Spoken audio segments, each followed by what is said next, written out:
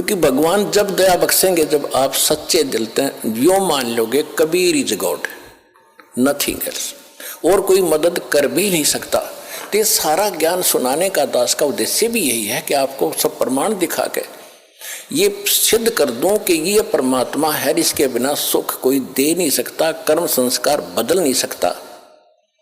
और ये अब आपको मिल गया, इसका विधि मिल गई। ये दास ने जो विधि बता दी, ये भगवान मिल गया आपने। जैसे पानी प्राप्त करना है, पानी प्राप्त करने के लिए हैंडपंप लगाने की विधि बता दी। हैंडपंप सफल कर लिया तो पानी मिल गया, राम मिल गया आपको, यहीं पर राम मिल गया। और वहां सतलोक में जाओगे तो वहां तो परमात्मा है ही सब कुछ आपका। ये काल का लोक है, इसे बाहर निकाल कर आपको सुख होगा। यहाँ सुख तो ये अस्थायी है, यहाँ सुख भी दे देंगे, राजा बना दिया फिर गधा बन जाएगा। परमात्मा ऐसी गलती ना करें, आपको ऐसा नहीं देंगे। अब भगत हो गए तो अपने हिसाब से तुम्हें यहाँ से निकालने के तरीके अपनाओगा। यहाँ की जो आवश्यक सुविधाएं वो अवश्य देगा, दयालु है। लेकिन आप मांगोगे बकवाद तो वो नहीं देगा, तो उसको मालूम है। जैसे अब्राहिम सुल्तान अदम कितना बड़ा राजा था, कितना सुख था, उसको मालूम था ये पुण्यात्मा पिछले पुण्य को भोग रहा है, बकवाद में लगा हुआ है।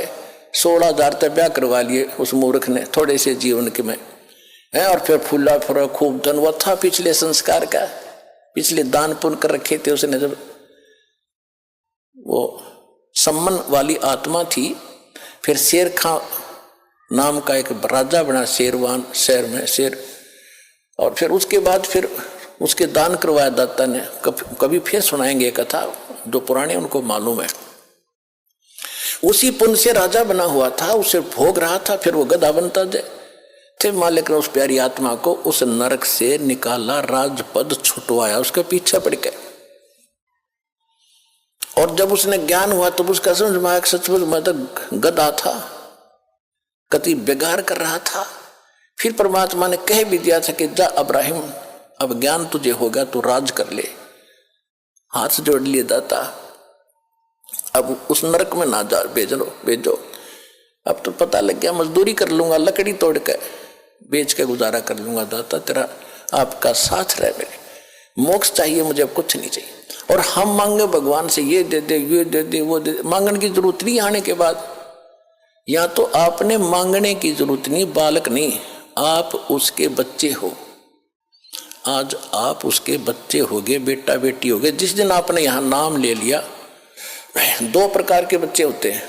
एक तो शरीर से, उसको बिंद के कहते हैं, और एक नाद के, नाद जो वचन शब्द के। तो आज आप इस दास के माध्यम से वचन के बेटा बेटी होगे, मेरे बेटा बेटी होगे। तो भगवान के बेटा बेटी हो, थारा दादा हो गए ना, समझो वो के दूर है। और परमात्मा कहते हैं एक लेवा एक देवा दूतम, कोई किसी का पिता नहीं पुत्रम। जैसे सुखदेव ऋषि को ज्ञान था और व्यास जी के घर उसका जन्म हुआ, उसकी पत्नी के गर्भ से 12 वर्ष में तो मां के गर्भ से बाहर आया था। अब देखो पुण्यात्माओं, ज्ञान हो गया, ज्ञान तो करा देते हैं सभी, भाई भगवान की भक्ति करो नहीं तो ये हो जाए। अब ज्ञान हो गया, समाधान नहीं तो खा का वो ज्ञान। अब सुखदेव ऋषि को गर्भ से ही पता था कि बाहर जाते ही मैं अचेत हो जाते हैं, और ब्रह्मा विष्णु महेश से निकल रहे रजोगुण ब्रह्मा सतगुण विष्णु तमोगुण शिव, ये गुण ये हमें अचेत करते हैं, फिर हम भूल जाते हैं उद्देश्य को। अब मुझे याद है कि मनुष्य जीवन केवल परमात्मा पाने के लिए मिला है। बाहर जाकर परिवार मोह में फंस जाते हैं, भगवान भूल जाते हैं। इसलिए माँ के गर्भ से निकलते ही 12 वर्ष के शरीर एकदम बाहर आते, 12 वर्ष का शरीर। पहले तगड़ी तगड़ी माताएं भी तगड़ी तगड़ी होती थी, और नाल को अपने कंधे पर डालकर उठकर चल पड़ा। वेद व्यास जी ने कहा कि बेटा 12 वर्ष इंतजार की, तेरी पुत्र होगा। ऋषियों को पता लग जाता है बेटा है कि बेटी, उनकी दिव्यदृष्टि काम करती थी। पहले ये तो कोई था ही नहीं, लड़का ना हो लड़की ना हो, कोई हो मालिक थे, ये डिस्टर्बेंस नहीं थी जो अब शुरू कर रखी है अनजानपने में। तो सुखदेव ऋषि ने कहा था कि एक लेवा एक देवा दूतम, और कोई किसी का पिता नहीं पुत्रम। ऋण संबंध जुड़ा एक ठाठा, अंश में सब 12 बाटा।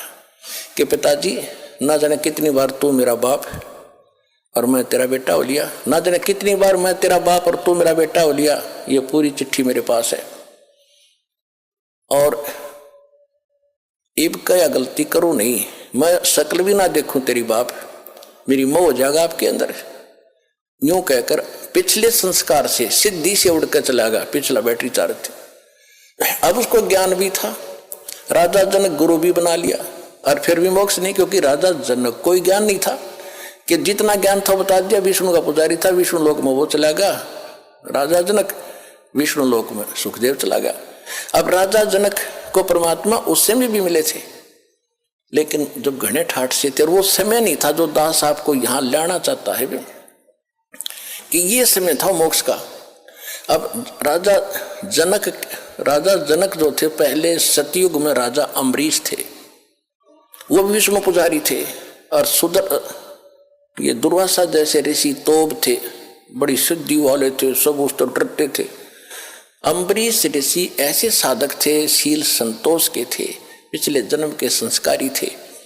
दुर्वासा की सिद्धि ने भी काम नहीं किया उसके ऊपर, आप पे फेल हो गया। बल्कि राजा अम्बरीश के पैर पकड़कर जान बचवाई थी उस दुर्वासा ऋषि।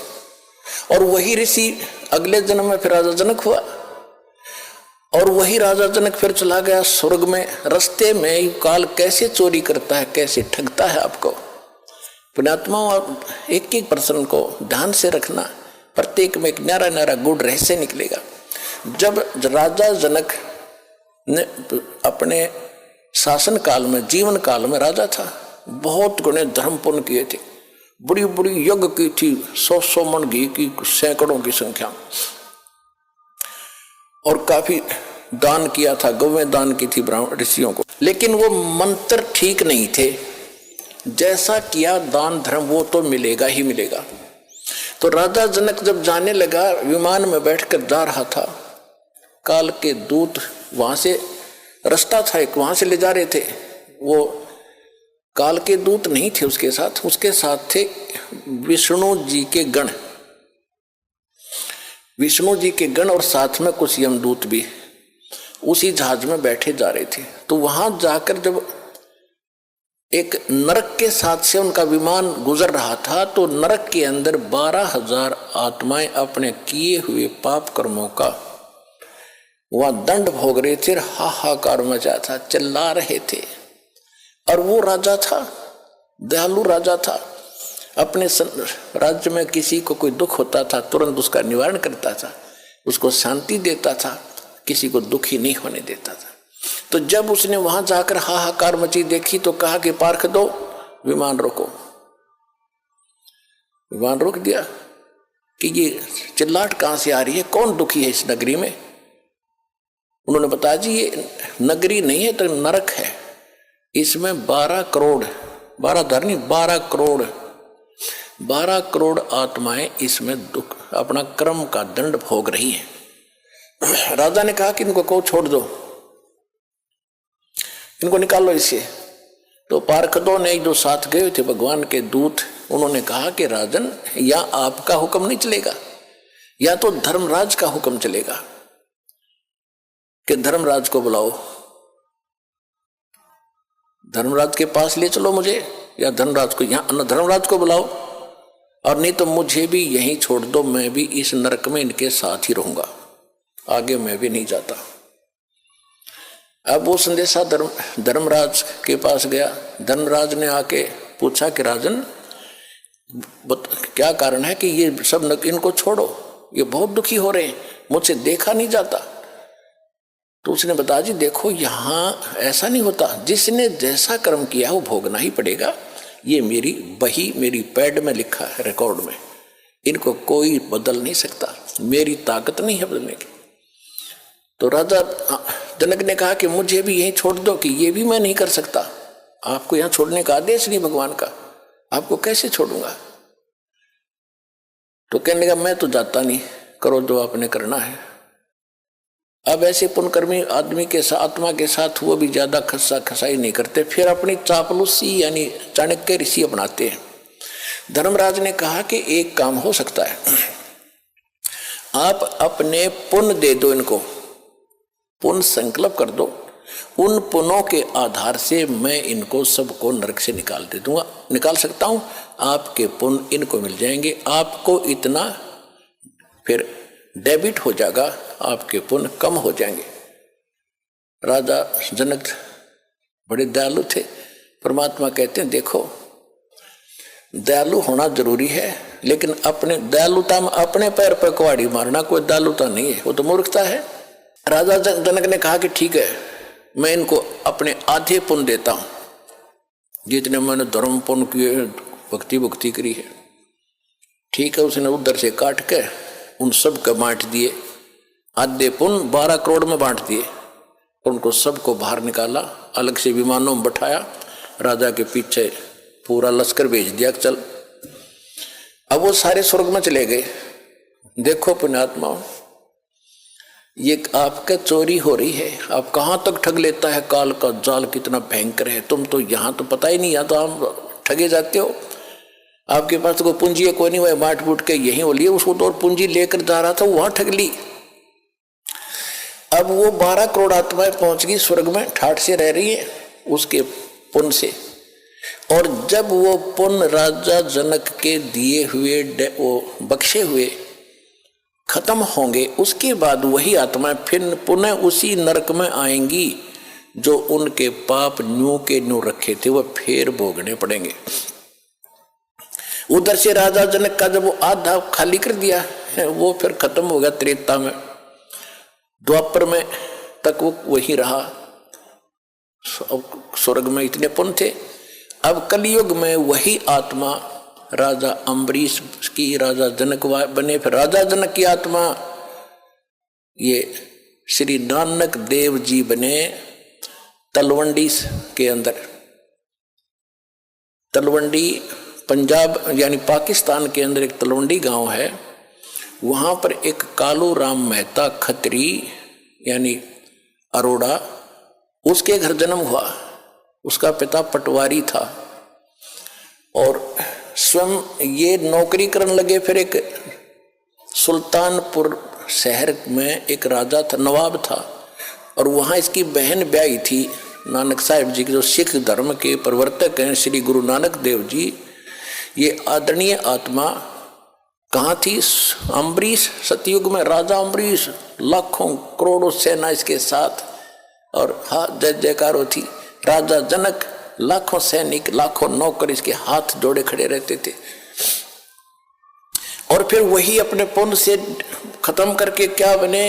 स्वयं सुल्तानपुर के नवाब के एक मोदी खाने में नौकर बने। अब परमात्मा याद दिलाते रहे बड़ी आत्मा। अब सुन ले इस विधान को जो हम बताने जाते हैं, चाहते हैं। जब तक हम कबीर परमात्मा की भक्ति नहीं करेंगे, मोक्ष नहीं हो सकता, चाहे कितना कुछ बन ले। अब नानक साहिब जी मोदी खाने में नौकरी करते थे। सुल्तानपुर शहर के पास एक नदी बहती थी, बेई नदी। वहां सुबह सुबह सभी उस शहर के लोग स्नान करने जाते थे। परमात्मा काशी में प्रकट थे उस समय कबीर जी। एक वहां पर मिले, जब नानक साहिब जी स्नान करने गए थे तो पहले दिन तो चर्चा हुई कि मैं कबीर हूँ, काशी में रहता हूँ, धानक का काम करता हूँ, मैं तो आपसे ज्ञान पूछने आया हूँ, मुझे ज्ञान बता दो, मुझे ज्ञान का पता नहीं है, आप तो महापुरुष हो, बड़े भक्त हो। गुरु नानक देव जी जो थे ये हिंदू थे, कालूराम मेहता के इनके घर जन्म था, और इन्होंने ब्रजलाल पांडे से गीता पाठ पढ़ा, गीता पढ़ा करते थे, उसका ज्ञान सुना करते थे। उसके आधार से विष्णु जी को पूर्ण परमात्मा मान लिया था। श्री कृष्ण जी भी विष्णु अवतार माने जाते हैं। तो ये बातें हो कर परमात्मा चले गए। फिर कुछ दिन के बाद फिर उस दिन परमात्मा ने सारी बता दी थी कि विष्णु की यह स्थिति है, कृष्ण की ये स्थिति है, इसे मोक्ष नहीं हो सकता। और गीता में ये खुद गीता ज्ञानदाता कहता तू उसकी शरण में जा तब तेरा मोक्ष होगा। वो कौन है? मुझे इसका ज्ञान बता दो, फिर मैं आपको गुरु बना लूंगा। तो उस समय तो नानक जी को दुख हुआ, क्योंकि और भी बैठे थे सरोता। तो कबीर साहब उठकर चले गए कि ये नाराज हो जाएगा, आगे नहीं सुनेगा। लेकिन रात को चक्कर बंध गया कि ज्ञान सारा का सारा सच्चा, मैं तो गलती कर रहा हूं, अब के वो कभी आए, किसी प्रकार मुझे दर्शन दे, सारा ज्ञान सुनूंगा। कुछ दिनों के बाद फिर इसी प्रकार स्नान करने के लिए उसी प्रतिदिन जाते ही थे। 3-4 महीने के 6 महीने के बाद उनकी खूब तड़फ देखकर परमात्मा जिंदा महात्मा बड़ा का रूप बनाकर उसी बेई नदी पर चले गए जहां वो स्नान करने की तैयारी कर रही थी। तब वहां से सतलोक लेके उन्होंने छलांग लगाई दरिया में नहाने के लिए। परमात्मा ने उनको वहीं से अदृश्य कर लिया, स्वयं भी साथ लगा दी छलांग, अदृश्य कर लिया और शव को कहीं और रख दिया अपस्ट्रीम में जिधर से जल आ रहा था। लोगों ने सोचा, वहां स्नान करने वाले सैकड़ों की संख्या में नगर के लोग थे। उन्होंने देखा कि बाहर आया नहीं, नानक जी डूब गए, नानक डूब गया, नानक जी डूब गए। उसकी बहन को बताया, उनके बहनोई को बताया, जयराम नाम था उसकी बहनोई का, नानकी नाम था इनकी बहन का। हाहाकार मच गई, राजा ने भी गोताखोर भेज दिए, जाल लगावे, वो खोदे नीचे ने, वो शरीर धर रखा 3 किलोमीटर ऊपर ने बन में, तो वो नहीं पाया। 3 दिन झक के बैठ गए, सबने मान लिया कि नानक जी डूब के मर गए और वो ले गए सतलोक में परमात्मा। वहां से फिर वापस छोड़ा 3रे दिन, तब उस प्यारी आत्मा का मोक्ष हुआ। तो पुण्यात्मा, इस सारे ज्ञान को समझ कर आपको पता चलेगा कि अब वो समय है जब मोक्ष मिलेगा। और जब तक हम कबीर साहब की शरण में नहीं आएंगे, इसको नहीं पहचानेंगे, मुक्ति नहीं हो सकती। चाहे कितना शर पटक लो, ऋषियों ने कितना समय बिता दिया जंगलों में, हो शरीर कितना कष्ट दिया, सुख के पंजर हो गए, भगवान नहीं मिला। फिर सिद्धियों से खेलने लगे, सिद्धि मिल गई हठ योग करने से, फिर इस मैया अपने एक दूसरे को प्रभु पाक गए। ये सिद्धि तो एक आने के नहीं, हमने ये सिद्धि आपकी भक्ति में खूब आवेंगी। जो दास आपको मंत्र बता रहा, इनका प्रयोग नहीं करना, नहीं तुम्हें नाश का कारण बन जाएंगे। इन सिद्धि माने इस ताकत से हम सतलोक जाएंगे, नहीं तो यही पंचर हो जाएगा फिर ये। तो अब क्या है, उसी प्रसंग पर आते हैं। वहां सबको समझा रहे थे भगवान, सारी कहानी बताई और कहा कि तुम जाओ, जिनको तुम भगवान मानते हो वो तुम्हें खा रहा है, जिसको तुम निराकार कहते हो वो साकार है, ये सामने आ रहा है।